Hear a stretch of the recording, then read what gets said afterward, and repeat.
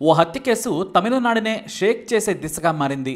ఎందుకంటే లోకల్ పోలీసులు క్లూస్ దొరకలేదని చేతులెత్తేశారు. సిబిసిఐడికి అప్పగించారు. అయినా సరే కేసు ముందుకు సాగలేదు. సీనియర్ ఆఫీసర్లను చెన్నై నుంచి పిలిపించారు. తమిళనాడులోని పేరొందిన క్రైమ్ బ్రాంచ్ డిటెక్టివ్ ఆఫీసర్లు బుర్ర బద్దల కొట్టుకున్నా సరే ఏమీ తేల్చలేకపోయారు. కానీ కాలం ఆ కేసును పరిష్కరించింది. ఓ టీచర్ కథ ఎలా మారిందో మీరు చూడండి. తమిళనాడులోని కోరూరు జిల్లాలోని కులితలై అనే ఊళ్ళో మీనాక్షి అనే గవర్నమెంట్ టీచర్ ఉన్నారు. ఆమె భర్త పేరు జ్యోతి రామలింగన్. వ్యవసాయంతో పాటు వ్యాపారం చేస్తుంటారు ఆయన. ఇద్దరిది అన్యోన్య దాంపత్యం. కానీ వీరికి పిల్లలు లేరు. మీనాక్షి తమ ఊరికి దగ్గరలోని కులితలై మండల కేంద్రంలోని పనికంపట్టి ప్రభుత్వ ఉన్నత పాఠశాలలో టీచర్. ప్రతిరోజు తమ ఊరు నుంచి ఆమె టీవీఎస్ మీద స్కూల్కి వెళ్ళేది. ఎందుకంటే ఆర్టీసీ బస్సులో వెళ్లాలంటే రైల్వే గేటు కారణంగా కొన్నిసార్లు పాఠశాలకు ఆలస్యమయ్యేది.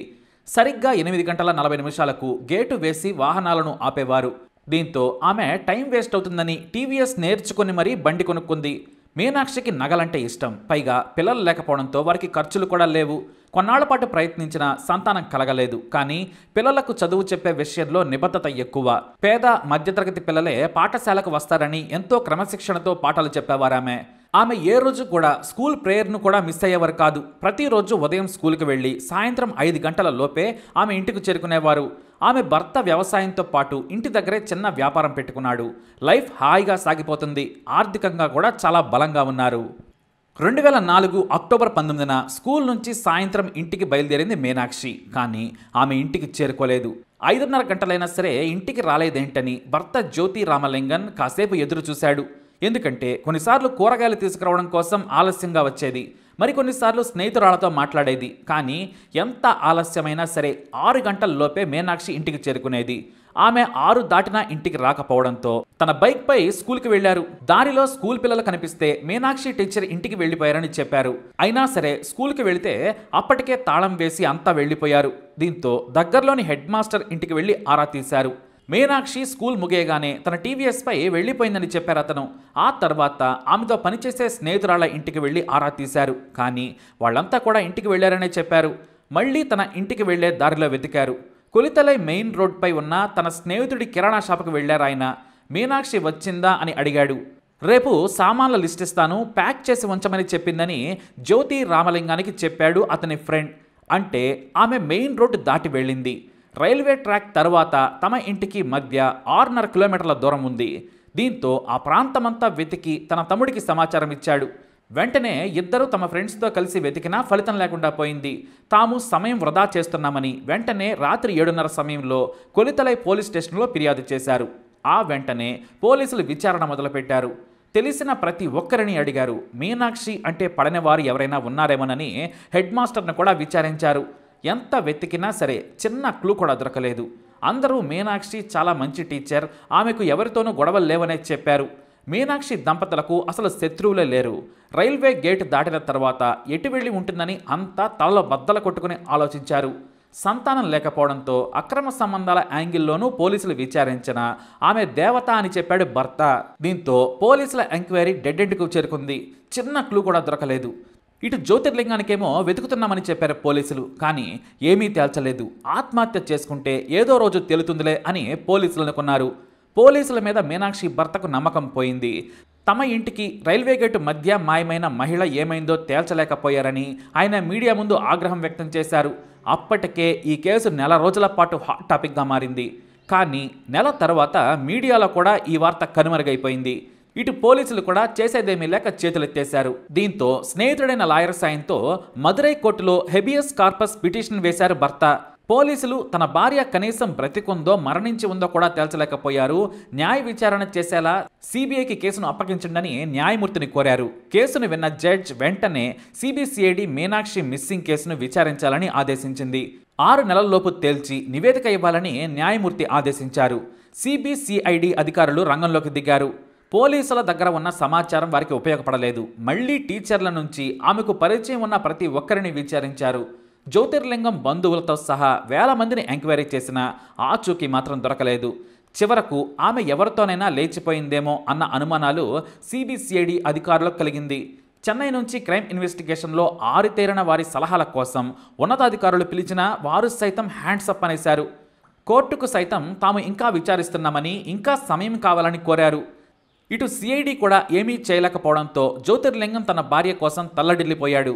ఇలా ఏ క్లూ లేకుండా 2 ఏళ్ల సమయం గడిచిపోయింది. అందరూ మరిచిపోయిన భార్య కోసం ప్రతిరోజు వెతికేవాడు జ్యోతిర్లింగం.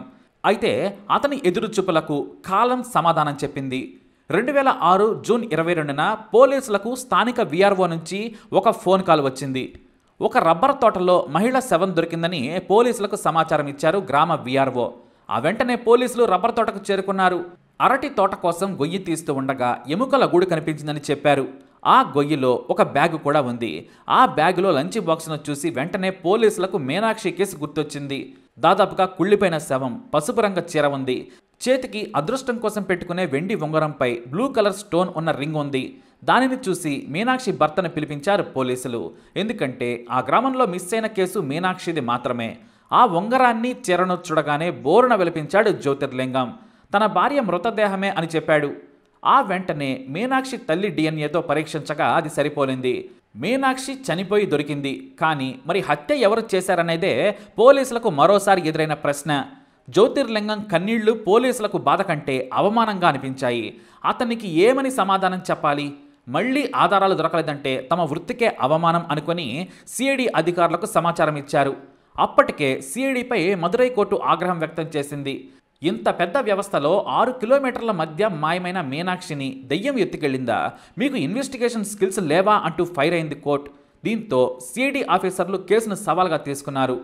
ఒంటిపై నగలు మిస్ అయ్యాయని భర్త అధికారులకు చెప్పాడు. దాదాపుగా 4 తులాల బంగారం, చైన్తో పాటు చెవిదిద్దులు, కుడి చేతికి తన ఇష్టదైవంతో ఉన్న బంగారు ఉంగరం లేదని ఆయన చెప్పడంతో పోలీసులకు చిన్న ఆధారం దొరికింది. వెంటనే బంగారు నగలను కొనేవారు, అమ్మేవారు, తనఖా పెట్టుకునేవారిని విచారించడం మొదలుపెట్టారు. నెల తరువాత మదురైలోని ఒక బంగారు షాపులో 2 వ్యక్తులు బంగారు గొలుసులను కరిగించి 2 వేరువేరు మహిళలకు గొలుసులు చేయించారని తేలింది. మరో షాపులో ఉంగరం అమ్మేశారు. ఇంకో షాపులో చెవిదిద్దులను అమ్మారని పోలీసులు గుర్తించారు. అయితే నగలు అమ్మిన చోట నిందితుల వివరాలు లేవు. 4 తులాలకు పైగా ఉన్న చైన్ను కరిగించి 2 తులాలతో 2 వేరువేరు చైన్లు చేయించిన చోట వారి పేర్లు బిల్ పేపర్లో ఉన్నాయి. అడ్రస్ కూడా రాసి ఉంది. మొత్తానికి కేసు ఒక కొలిక్కి వచ్చింది. ఆ బిల్లులో ఉన్న వారి పేర్లు షణ్ముగవేల్, కుమార్. వీరిద్దరిని అరెస్టు చేశారు పోలీసులు. ఓ రేంజ్ పోలీస్ ట్రీట్మెంట్ ఇవ్వడంతో అసలు కథ మొత్తం బయటపడింది. తామే హత్య చేశామని చెప్పారు. మీనాక్షి హత్య వెనుక ఇక్కడ మరో మిస్టరీ కూడా ఉంది. మీనాక్షి స్నేహితురాలిని షణ్ముగవేల్ పెళ్లి చేసుకున్నాడు. అత్తగారింటికి వచ్చిన క్రమంలో తన ఫ్రెండ్తో ఉన్న మీనాక్షిపై కన్నేశాడు ఈ షణ్ముగవేల్. అప్పటికే మీనాక్షికి పెళ్ళైంది. పుట్టినిల్లు దగ్గరలోనే ఉండడంతో వెళ్లేది.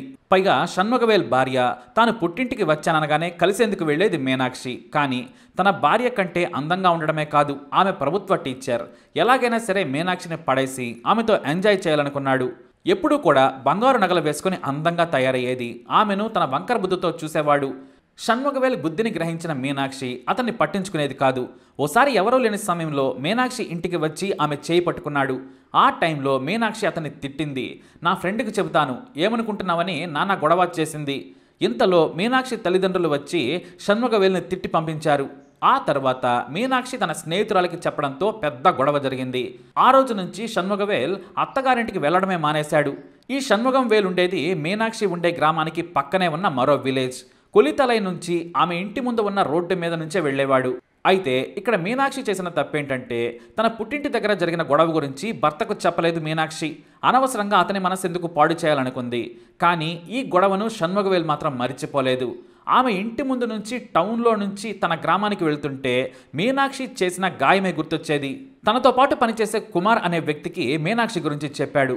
కత్తిలాంటి మీనాక్షి నాకు దక్కకుండా పోయింది, పైగా పరువు తీసిందని మద్యం మత్తులో మొత్తం చెప్పాడు. అయితే మనం మీనాక్షిని అనుభవించి బంగారం దోచుకుందామన్నాడు కుమార్. నువ్వు సాయం చేస్తానంటే దాని అంతు చూద్దామన్నాడు షణ్ముగవేల్. సరిగ్గా అక్టోబర్ 19, 2004న మీనాక్షిని అనుభవించేందుకు ప్లాన్ చేశారు.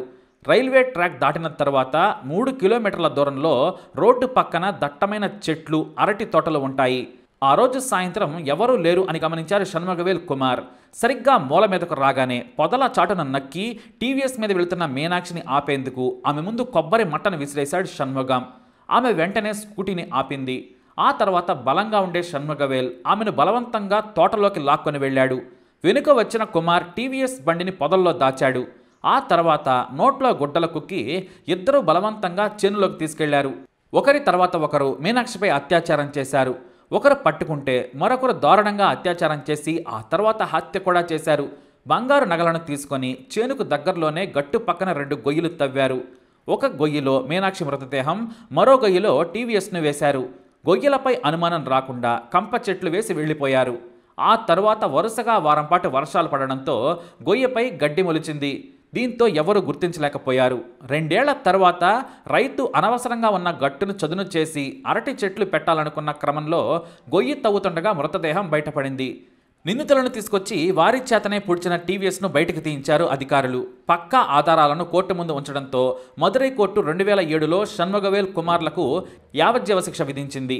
అయితే కొన్నాళ్లకే తన స్నేహితురాలని చంపిన నువ్వు నాకు వద్దని అతని భార్య షణ్ముగవేలును చీకొట్టింది. అతని వారంతా కూడా దూరం కావడంతో 2014లో తిరుచి జైలులో ఉరేసుకొని చనిపోయాడు. కుమార్ మాత్రం ఇంకా తిరుచి జైల్లోనే ఉన్నాడు. అయితే పోలీసులకు సరైన సమాచారం ఇవ్వకపోవడంతో మీనాక్షి కేసు ఆలస్యమైందన్నారు విచారణ అధికారులు. మీనాక్షికి శత్రువులు ఎవరైనా ఉన్నారా అని సిబిసిఐడి ఆమె తల్లిదండ్రులను ప్రశ్నించినప్పుడు వారేమీ చెప్పలేదు. మాకు ఎవరి నుంచి ముప్పు లేదు, అనుమానం లేదు అని చెప్పారు. కానీ గతంలో మీనాక్షితో తప్పుగా ప్రవర్తించిన షణ్ముగం గురించి చెప్పి ఉంటే ఈ కేసును అప్పట్లోనే సాల్వ్ చేసేవారన్నారు అధికారులు. చాలా సింపుల్గా తేల్చాల్సిన కేసును మీనాక్షి తల్లిదండ్రులు తప్పుదోవ పట్టించారు. మాకు సరైన సమాచారం ఇవ్వలేదు. పైగా షణ్ముగం భార్యకు తెలియకపోయినా తన స్నేహితురాలి మిస్సింగ్పై ఆమె భర్తపై అనుమానం ఉంది. కానీ హత్య చేసేంత రాక్షసుడు కాదని ఆమె భావించిందని ఆగ్రహం వ్యక్తం చేశారు. ఏ మాత్రం చిన్న క్లూ ఇచ్చినా షణ్ముగాన్ని హత్య జరిగిన వారం లోపలే పట్టుకుని జైల్లో వేసేవారమని పోలీసులు మీడియాకు తెలియజేశారు. ఎంతో సంచలనం సృష్టించిన ఈ కేసులో ఓ అమాయకురాలు ఓ కామాంధుడికి బలైపోయింది. మరి ఇలాంటి ఇన్ఫర్మేషన్స్ కోసం వీడియోని లైక్ చేయండి, షేర్ చేయండి, మా ఛానల్ని సబ్స్క్రైబ్ చేసుకోండి.